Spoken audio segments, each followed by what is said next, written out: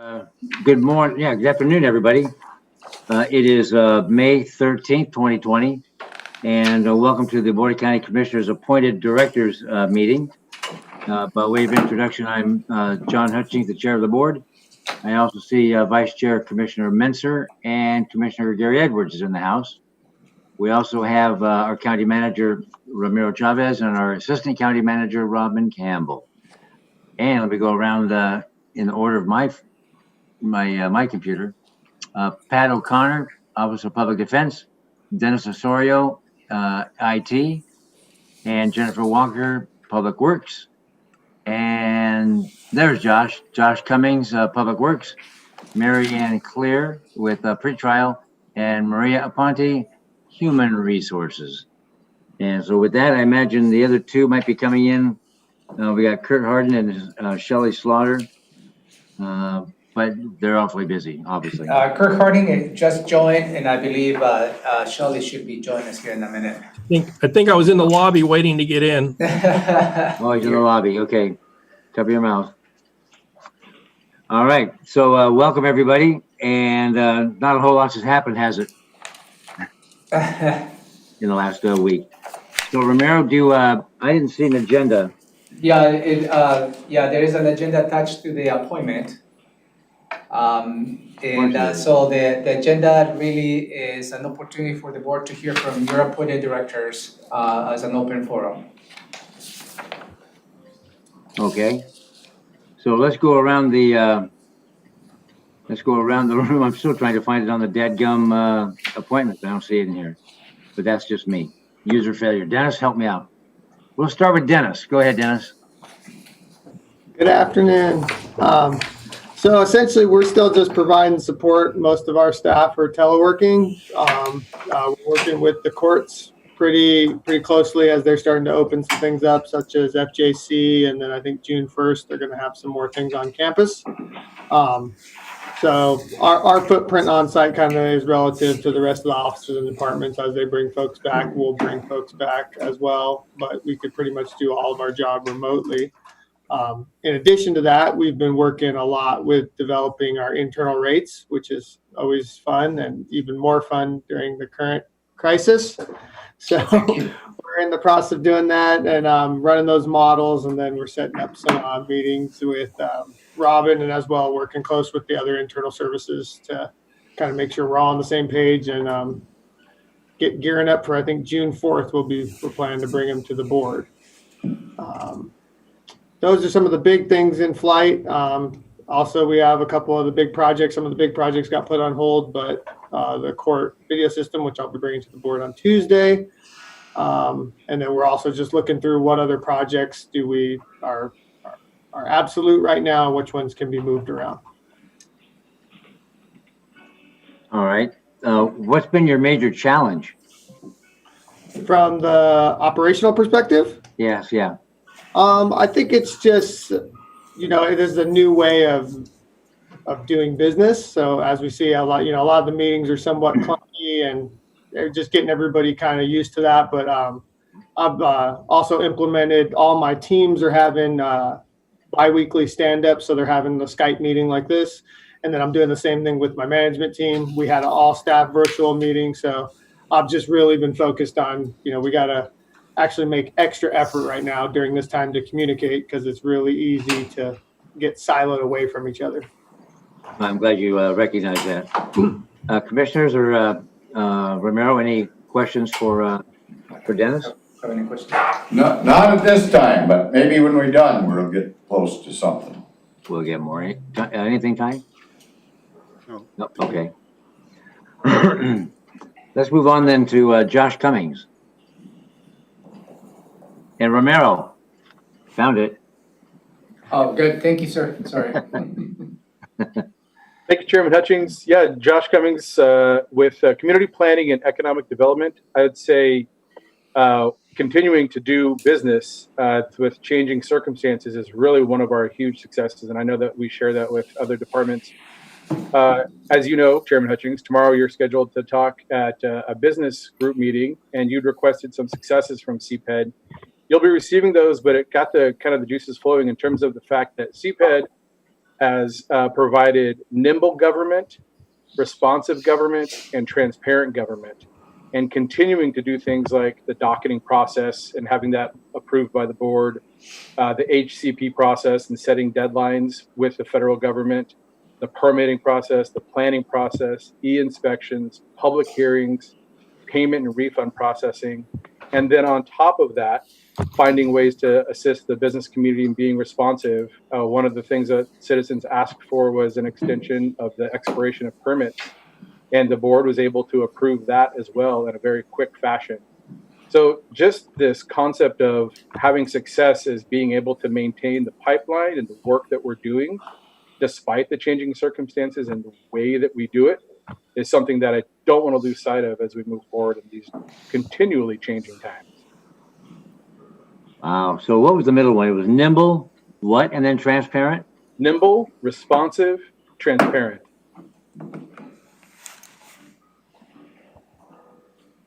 Brilliant. And what's been your major challenge over the last week or two? I think in terms of challenges, it can be difficult to maintain that perspective that doing your job, doing the next right thing is the success. And that we want to sometimes divert our attention with the next shiny object, when in reality, we should be staying the course. And the challenge is ensuring that we all stay the course in terms of the guidance that we receive from leadership and the guidance that we receive to our teams. So if we're able to continue doing our work and serving citizens, that is positive. Excellent. Good answer, by the way. Any questions or comments for Josh? Okay. Let's see. Let's go to Mary Ann Claire. Whoa. Good afternoon. Good afternoon. So my team continues to telework. The entire department's been teleworking. We're coordinating with our partners, working with the jail in the morning to get our screening interviews done so that we can make our recommendations for the court regarding conditions of release, and planning for when we will be able to return and open, for when that might not be a possibility anymore if it becomes too much of a burden on the jail. We're also supervising individuals and monitoring them in the community for their conditions of release, able to have individuals report telephonically, and also working with the courts and counsel, both prosecution and defense, for getting court dates reset, notifying individuals of their court dates and the times that they're supposed to reappear, as court dates have been changing with the new orders and the dates. So just continuing to work with our clients. We have quite a few cases, about 500 individuals with supervision and our diversion unit, our diversion program. Everyone's been able to be in treatment and monitoring those things. So we are just moving forward and looking forward to opening the courthouse back up. I read an article this morning in the Tacoma News Tribune about the courts and what they're doing up in Pierce County. The same thing we're looking at here, because the courtroom is not it's not conducive to social distancing, not with juries and the corridors and such. And the challenges they're having, and doing the same thing we're looking at doing, that's moving into empty shell buildings and setting it up as a court and moving on that way. So it's going to be very challenging for our law and justice partners for a while. So with that, I move right on to into Pat for the Office of Public Defense. Thank you, Commissioner. Good afternoon, everyone. So at Public Defense, we've continued to operate with essential personnel as court proceedings have continued throughout the crisis, limited in capacity, but continued on with essential personnel here and staff teleworking, continuing to provide representation to their clients. I think, as Mary Ann touched on, we're all in the planning process right now as courts are opening back up to the public next month. Our Supreme Court has given us guidance that no jury trials are to occur prior to July 6th. And so there's a lot of planning going on with how we're going to be able to do that here in Thurston County, and the challenges it presents. I think one of the big challenges for us as well, just as a system, is, as Mary Ann referenced, we literally have hundreds of cases that have been suspended during the crisis, and how we reintegrate those cases back into the court system, opening up to the public. How can we, safely social distance in our buildings, not just here in the department, but obviously in courts, presents challenges. They're not unique to us, but we're continuing to have ongoing conversations, because June is coming up, and we continue to monitor our jail population. It is ticking up as we continue to sort of add to it, despite great efforts to reduce that population throughout the pandemic. We're without the ability to have criminal trials, we have not had that outlet for cases to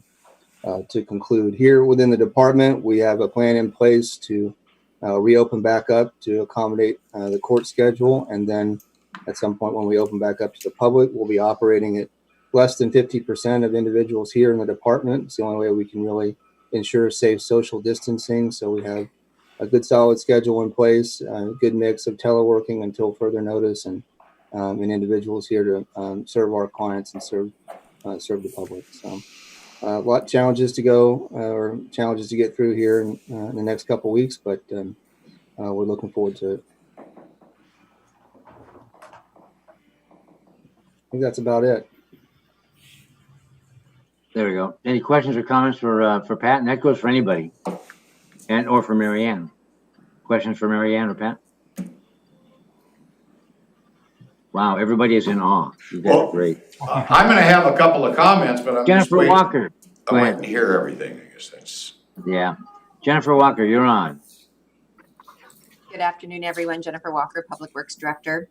So for the most part, Public Works is continuing to deliver on services, operating the Waste and Recovery Center, the drop box stations, making sure that all of the customers that we provide water and wastewater service to are being, their needs are being met, making sure that stormwater, roads, all of the work that we normally do, we are just doing it a little bit differently. So when we talk about challenges, we're also looking at it as opportunities.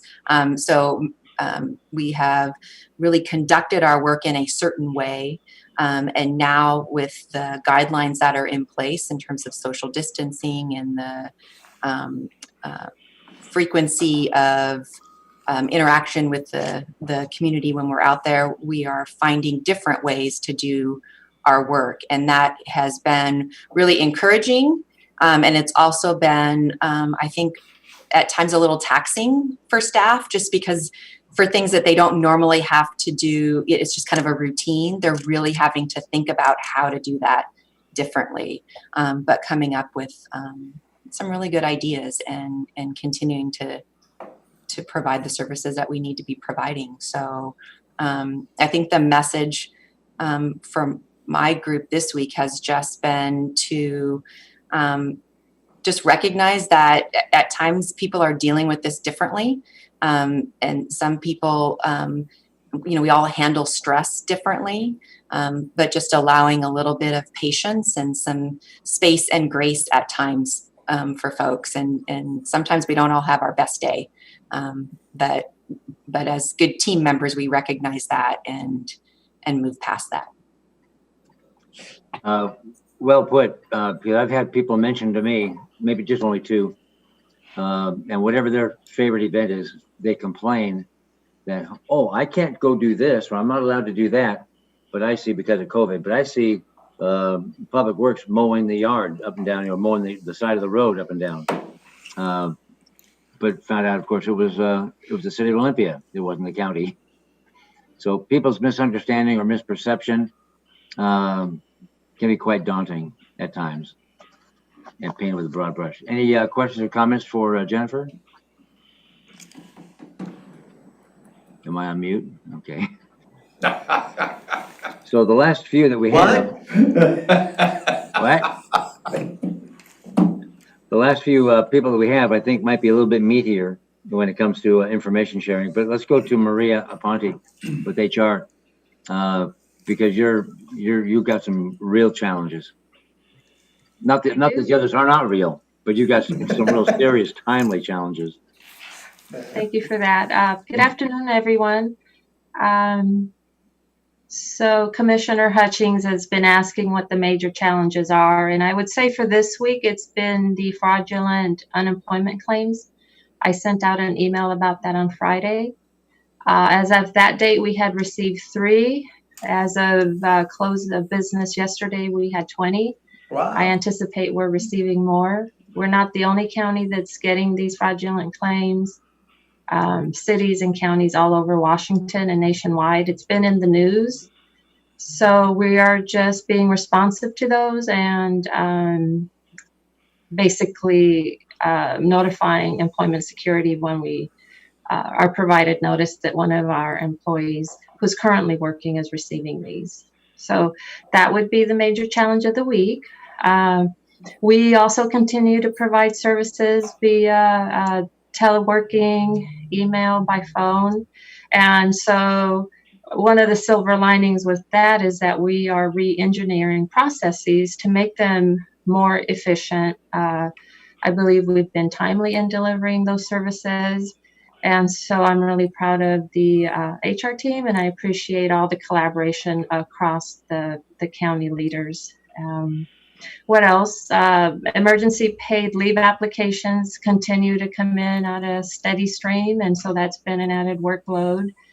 And just trying to stay connected with the staff. It is a little bit more difficult, but we have been utilizing a lot of Zoom for all staff meetings and HR analyst meetings. And so we're busier than ever, but staff is motivated. And if you have any other questions, I have a lot more I could share, but some of it probably not appropriate for this forum.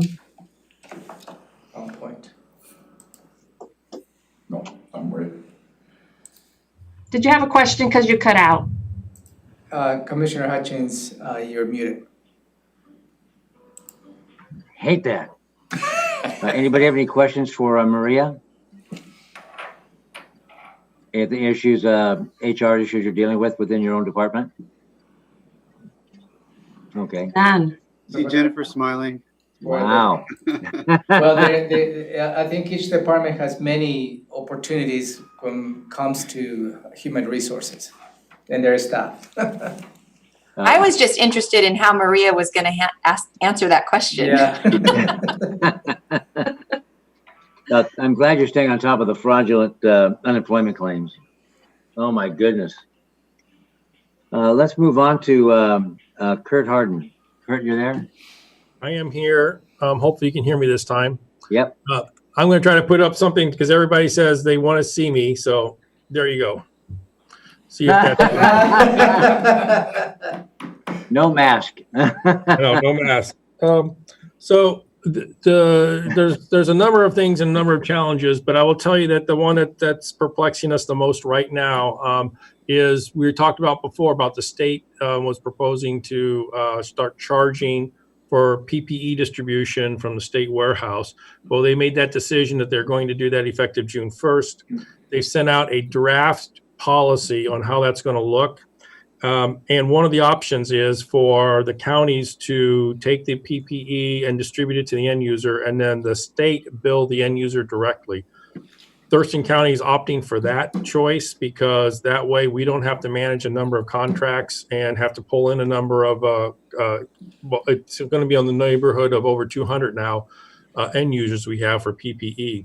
The ones who get hit the hardest are going to be the smaller operations such as adult care homes where they absolutely need the PPE, but they may not be able to afford the PPE because previous to COVID, they didn't have a requirement for PPE. But the other piece is I don't think the state understands the requirement to have a contract or other mechanism in place for all these different entities across the state, because it's not just Thurston County. King County is going to push back to the state and allow them to bill the end user. Kitsap, a number of other counties are doing the same thing. So I will tell you that our biggest challenge is to try to get the state to understand that something this large probably is going to require more than a 2-page policy and guidance on how to put it in place. But we're trying to provide our feedback and work on that. So that's our biggest challenge that's going on right now, right today. The good news, though, and I told this to Robin at my last call, is we were able to secure 100 gallons of hand sanitizer for Thurston County from Clark County. So we're going down to pick that up. So there is good news out there. And I know that there's already a demand inside the county for it, inside the county government and county offices. But we're going to bring that back and let central services have that so they can start working on it. We may need to have dispensers, but you know what? My thought is if you have an empty dispenser, all you need to do is fill it up. So at least, a step in the right direction is getting the hand sanitizer itself. So, and then when I get something too hard, I just turn around and give it to Maria to solve. HR has all the answers. Very good. Ty, you have your hand up?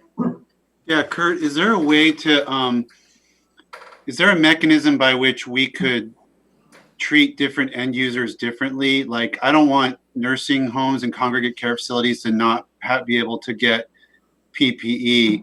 If we have them billed, but then we let them know that they can turn those bills to us to pay or something like that, to where we can cover those really vulnerable populations, but yet have the rest of the end users billed?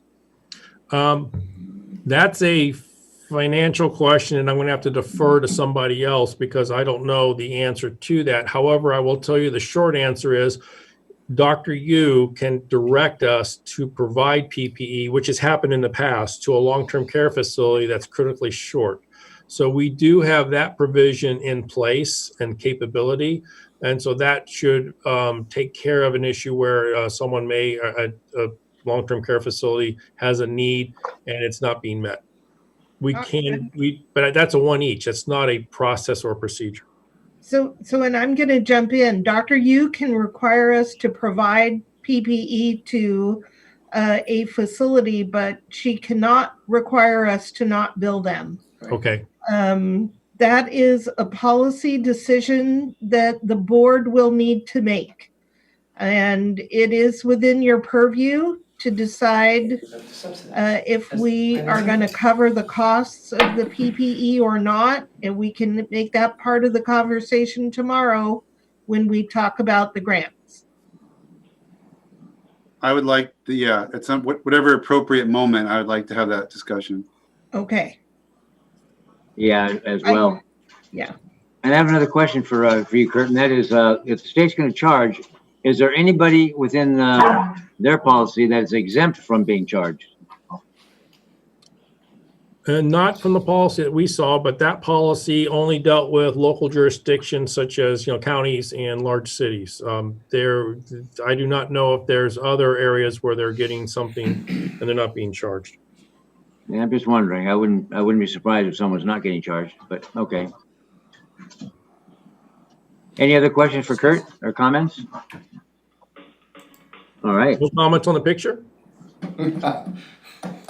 No, this is being recorded. Shelley, I don't imagine you've been too busy. Go right ahead. Can you see me? All I can see is Kurt. Oh, there we go. That was great, Kurt. I've got to know Kurt really well since I've been a guest in his house. Hopefully not too unwelcome of a house guest, but you could have another career in stand-up comedy, Kurt.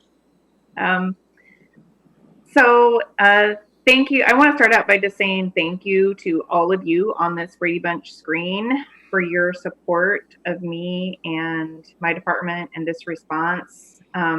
Every single one of you in some way or the other has reached out, has provided direct support, and I know everybody's just doing their absolute best under these really difficult circumstances, and I feel very lucky to have to have all of you in my life, and thanks for your leadership, and it's keeping me going. We are 100 days, over 100 days in response, and I will say, just to be quite honest, we're tired. Our staff are tired. Tensions are running high. We kind of had a honeymoon phase, I think, for a little bit of not having as many cases and people feeling like, okay, you know, we're going to shift focus to recovery and reopening, but this virus is not gone, and there's so much to do. So we talk a lot about where we're at in the marathon when we have our all hands meeting every week, which commissioners, I can't tell you how much the staff really appreciate when each of you have come to speak and show your support and share your words of appreciation. It means a lot to the people on the front line who people don't see that they're on the front line every day. And same thing with Robin and Ramiro. It's been so nice to have you there. Especially, you know, Kurt's always got it, but I'm just running out of inspirational words at this point. Anyway, overall, you know, we have tremendously talented and resilient staff, and they work very hard, and but we are running really fast to the next mile point, and that is to get ready. And there's a lot on the backs of public health at this point. All the things that we know that we need to do, like increase our investigation and contact tracing capabilities, and increase testing in our community, and provide isolation and quarantine, and protect our vulnerable populations, and work with the homeless population and prevent congregate care setting outbreaks and all of that. We're trying to do all those things as fast as we can, and then also provide guidance to everyone on reopening. And that's both internal to the county and external to community partners. And we're realizing that, what we learned now is that public health is going to be responsible for providing that technical assistance and ensuring compliance of things going forward. And as all of you know, the changes come really fast, about every 12 hours, or there'll be a new press conference and we'll learn more about what's changed, or what we need to learn again, or what we need to do differently, and quickly develop expertise around that area. So we're still trying to figure a lot of that out. I know next week we'll be providing some further guidance and information in regards to safe reopening of county facilities and scenarios, and sharing more about what our future is going to look like. And we do expect that as more things open in the coming weeks, that we're going to see a resurgence in cases. So we're just trying to be as prepared as possible for that, and continue all the other essential work that we do at Public Health and Social Services every day. That's all. Jennifer, go ahead. So first off, Shelley, thank you. It's been helpful getting the reports and hearing what's going on. As we're looking at the county, or at least planning for the county to reopen, I'm also wondering and thinking that we should be looking at opening, maybe loosening restrictions, but then the potential for having to increase restrictions again. And you kind of mentioned that it may surge back up again. And so as we put that plan together, it seems like we would want to incorporate that into our plan. Yes, we're actively engaged in conversations around what kind of some of those metrics may be if we cannot, if our data does not support moving forward in certain phases, or if we have to scale back because of certain outbreaks or increase in cases, and what we might be using to make some of those decisions. And I do think that it is good. Everyone should have contingency plans and continue to have your coops in use in these coming weeks. On our earlier call, we have what I worry about being a little bit of a perfect storm coming up of several things opening next week all at once, to include courts and parts of our criminal justice system and our tribal casinos. And there was something else I just heard of earlier that's also opening on May 8th. So yeah, we need to prepare for that, and the way in which we investigate and quickly do our contact tracing is really going to be more aggressive and more responsive. So that may mean that we have actually, everybody's staying at home right now, but as we reopen, expect that there'll still be lots of people that will need to stay home with our new strategy.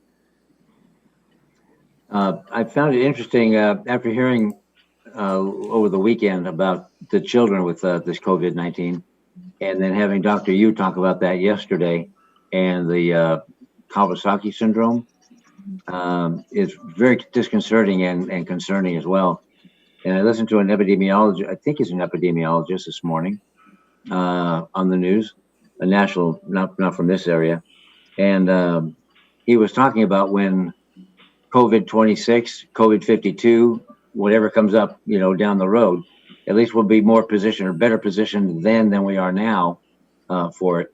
And hopefully this will get us so prepared for the next one that it won't be as drastic as we're experiencing now.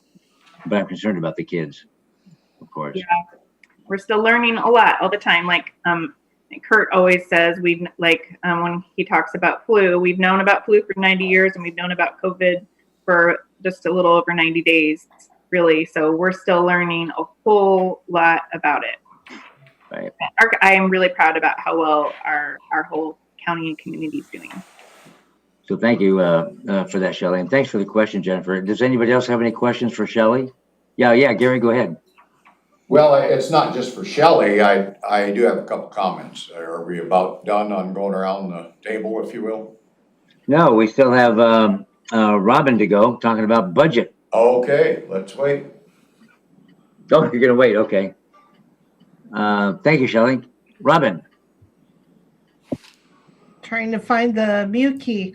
So you all know what I'm doing about budget, so I won't spend much time on that or any time on that this afternoon, other than to say that we continue to search for clues and information, and we're working with all of the finance people across the county to try to figure this out. And not only in the county, but we're paying attention to our statewide and our national partners to try to figure out the budget and economic situation. On the facility and central service side of the house, I never imagined that part of my career would be as hall monitor. But that is a role that I find myself in all of a sudden. This morning when I was coming into the building, I'm here in building 1, one of our project managers was leading a group of contractors through on a walkthrough to repair our server room, which is in desperate need of repair. And I found myself saying, hey, you're not far enough apart. You need to stay farther apart. And they said, well, we're just walking through. And it was like, yes, but you're walking too close. And then I came into the office area and I said, this chair's in the way. It's got to move, or maybe you need to get rid of the chair. So I find myself thinking about things that I never, ever thought about before. And, there was one of our employees was coming into the building, and I said, who's this? And the response was, she's with me. Okay, who is she? Oh, she's my friend. And I said, no, she can't come into the building. So it's very interesting that I find myself, even before we open the building, looking around and trying to think about the environment that we're in. And I've been spending quite a bit of time with the facility staff, helping offices and departments to think about how are we going to do this when we open? We've walked through the courtrooms to see what they need when they open on the 18th at the FJC and June 1st here in Building 2. We're having conversations with District Court for when they prepare to open. I've reached out to the sheriff's office. They're talking about a soft open next week. What is it they need? And so, again, thank you to Shelley and Dr. Yu and Kurt and Maria. As we come up with the guidance that people need, people are desperate for that guidance. Pretty much everyone else in my offices are working, either teleworking or here at the county. Fleet and facilities are here maintaining these areas where we work and the vehicles and equipment that we work with. Mail's getting delivered every day. About the only people who are still working at home are our project support and the records staff. So everyone's working. With a few exceptions, I have staff who are impacted by COVID. So we do have a few people who are home with their families, caring for a family member or their kids. So that is starting to crop up now, not to the degree that we can't continue the work that we need to do, but my managers in central services are now having to make sure that we've got enough people to get the work done and still let others stay home who need to do that. So it's a busy and exciting time. And I just want to echo the appreciation for every office and department, and to say that if you need help as far as the facilities go, that just give us a call and we're here to help you. Oh, also trying to provide a centralized source for the things you need. So we're distributing the masks. We're ordering masks to distribute to public who come into our spaces. We have hand sanitizer that we'll be sending out. Thank you, Kurt. We've got the I think we finally sourced a place for disinfectant, not necessarily wipes. You may have to use Windex and a cloth, but we'll have something that we can use. So Central Services has suddenly become a centralized purchase and distribution center for the whole county in that regard as well. So busy times. I didn't realize that we were going to supply the public with masks. So tell me more about that. So that's a new decision. This morning, we're going to find inexpensive disposable masks to try to keep others safe. You wear a mask to keep other people safe. So to ensure the safety of our employees and the members of the public that come in, we will have them when they come in the door. We will offer them. We can't enforce it at this time, but we'll have them available, because if we're going to recommend that people wear masks, we're not going to be able to enforce it, Right. but we need to be able to provide them. And I'd ask Romero to kind of chime in on that. Would you please? Yeah, and we had a conversation this morning with Dr. Yu and Shelley, and this is leading to what is it we're going to do when we open the county offices to the public, and continues to be a concern. The 6-week separation, which hopefully we're trying to deal with that when the public comes in into the hallways. But also, what else that we need to do to not just protect the public who comes in, but also to the employees who might be dealing with the public. So we started having conversations as to issuing the public who come in a disposable mask. And it's not hopefully, and cost has to be obviously a concern in the driving force as to what type of masks or cloth maskings or whatever type of mask we're going to be providing. But as Robin has stated, it's just one more step that I believe we should do to protect not just the public, but also the employees dealing with the public. We will not be able to enforce it. There will be some individuals that may bring their own masking, cloth covering. There may be individuals who refuse to take one. And maybe individuals who just plain don't want to do wearing a mask. The only thing that we can do is offering that. And that's what probably a good approach that we may need to consider. I've been thinking about that for a bit and wondering, because almost any decision I make, I always ask or put it through the filter, is that a function of government? And if we're not requiring it, I was wondering if it's the best policy to provide it and how much will that cost, knowing full well it's going to protect our employees and such. So I didn't know about the decision, but I support that, especially in light of Dr. Hughes and Shelley's recommendation. And I understand it's not mandatory. That would bring up a different thing. But I know that, when a private organization or company or a membership type company mandates you can't come in without a mask and they don't provide the mask, you're just not allowed in. That's different than a supermarket. We recommend it, but they don't supply them. So I was going through that challenge.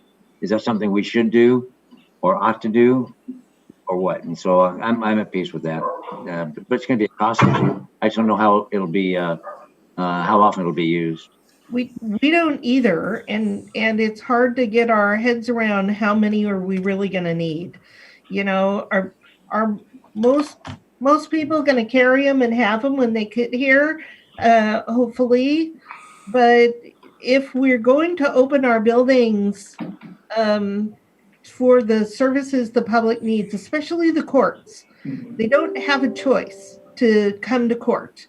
And if we're going to make them come in and we're going to have them come in even if they're sick, then we need to do something to protect ourselves and others. And that's to ask them to please wear a mask. And if we're going to ask, then we better have them handy. That's kind of the thinking behind that. And that was part of the conversation I had with Judge Price yesterday morning. Yeah. Right. And, the courts had a little bit of concern in terms of some of the signing that we're going to be posting on the entrances of county facilities, and this is aligned to what Dr. Yu sent to all of us a couple of weeks ago.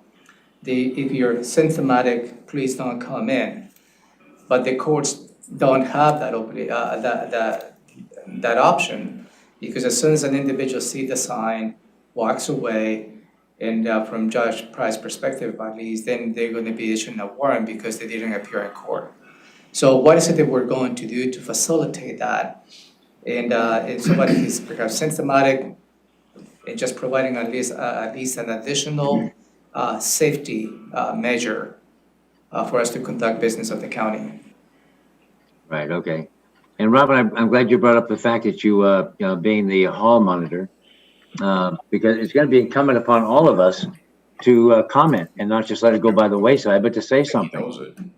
I came into the building last week following another employee as she hit the button to open up the doors. I just kind of followed in. I had my lanyard on, and she turned to me. I'm getting ready to go up the stairs, and she told me, she said, the building is closed. And so I appreciate that. I work here. He said, well, what do you do?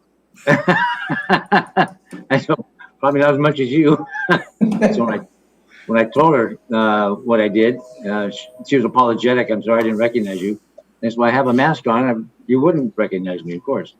But it was good for her for pointing that out. Hey, the building's closed, Chucklehead. Get out of here. She didn't say it like that, but that was the message. Yeah, hopefully she didn't chuckle at.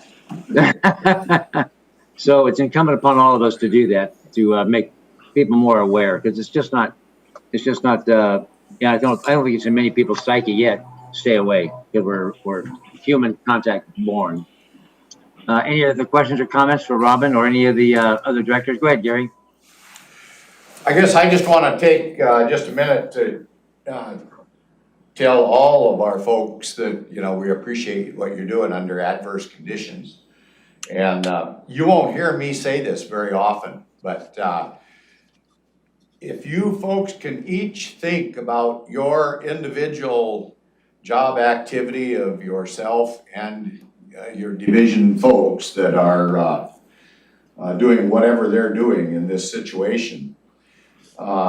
Things like, just as an example, the plexiglass that you see up now around the building at different offices and such, those are things that are going to be beneficial after we get through this.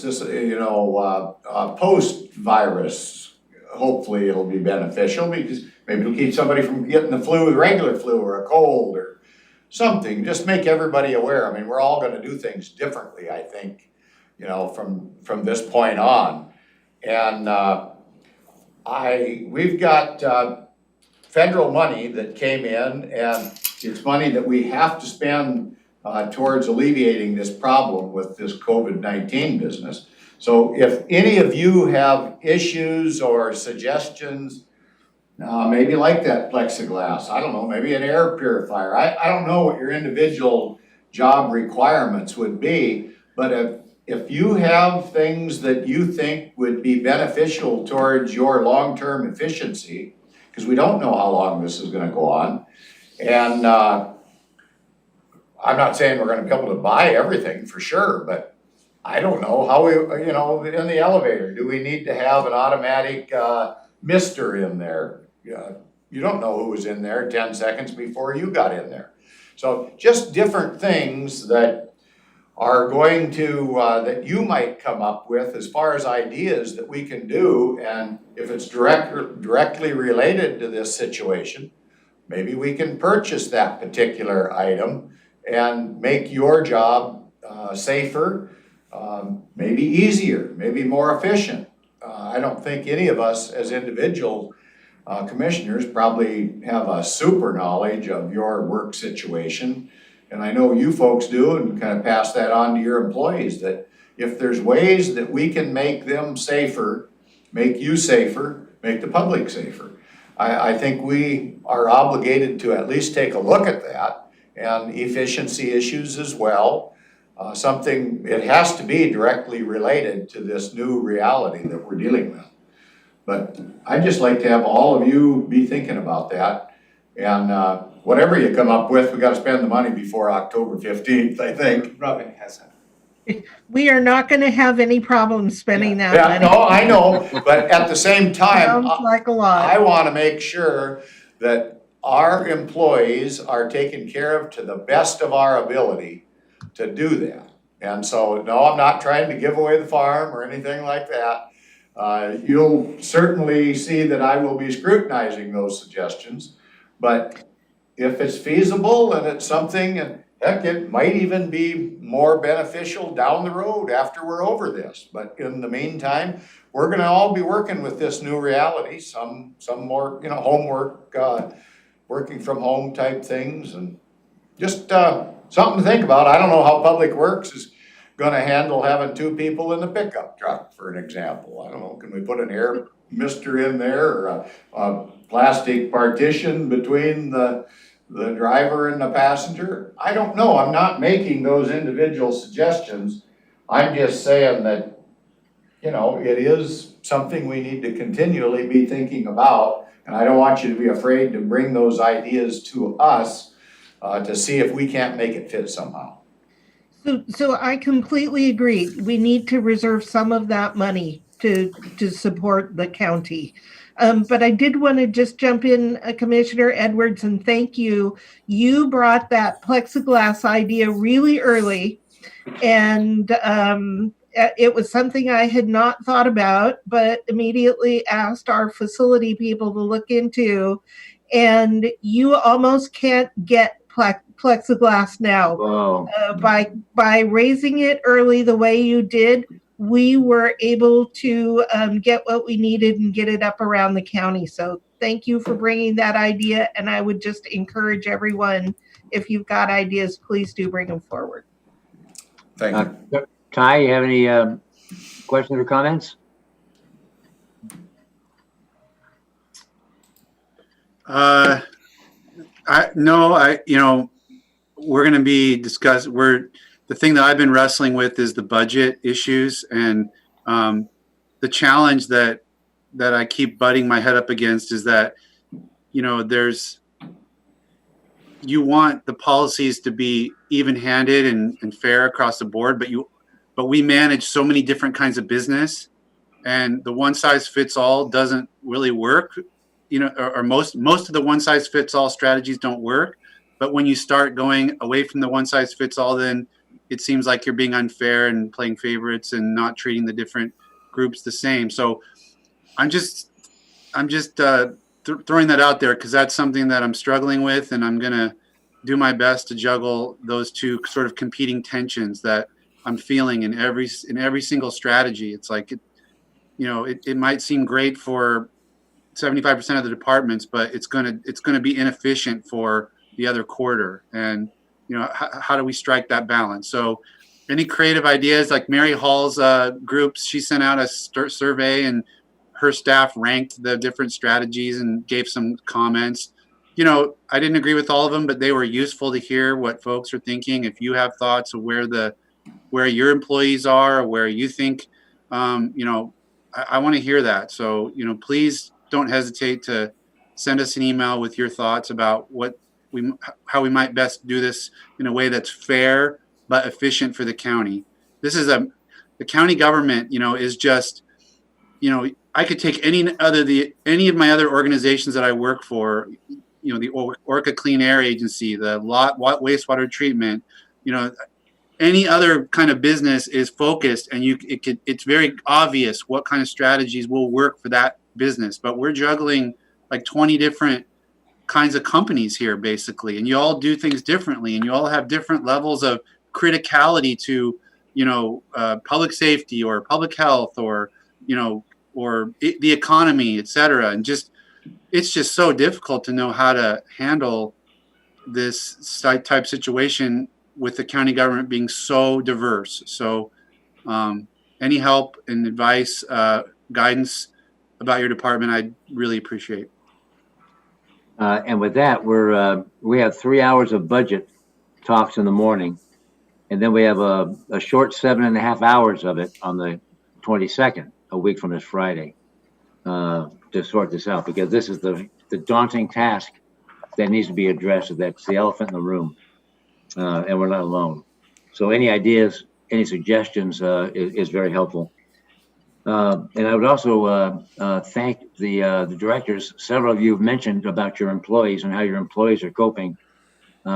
Please keep a real keen eye, not just within your own sphere of influence, but all your employees, to their not only physical, but their mental health as well, and help tend to them. If there's anything they need, the county's here, EAP is here, Marie is here.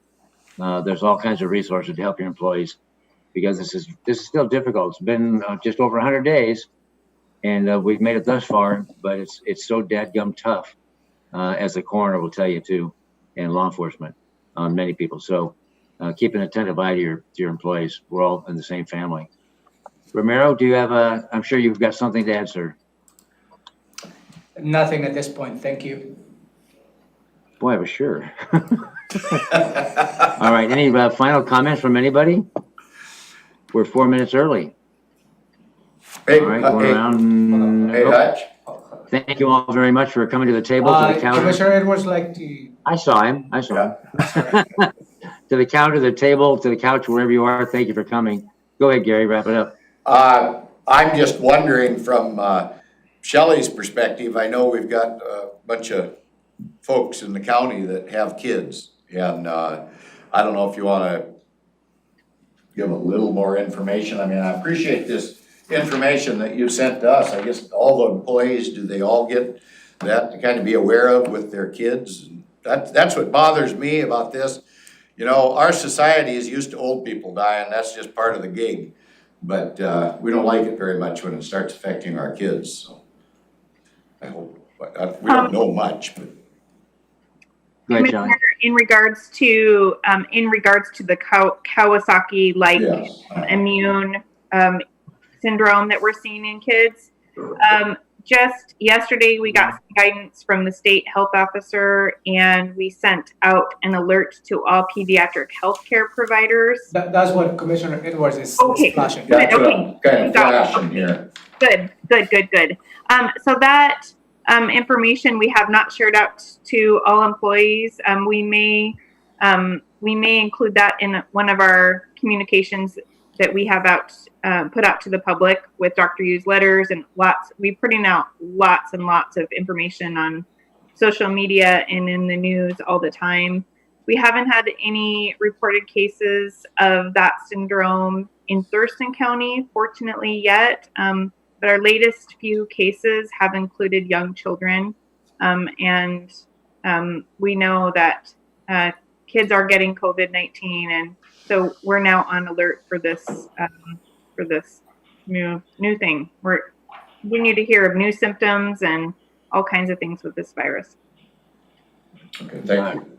And Josh, thank you for the email. I received it. Thank you very much. That'll help me. All right, take care, everybody. Stay dry and healthy. Thank you. Till next time. Bye-bye.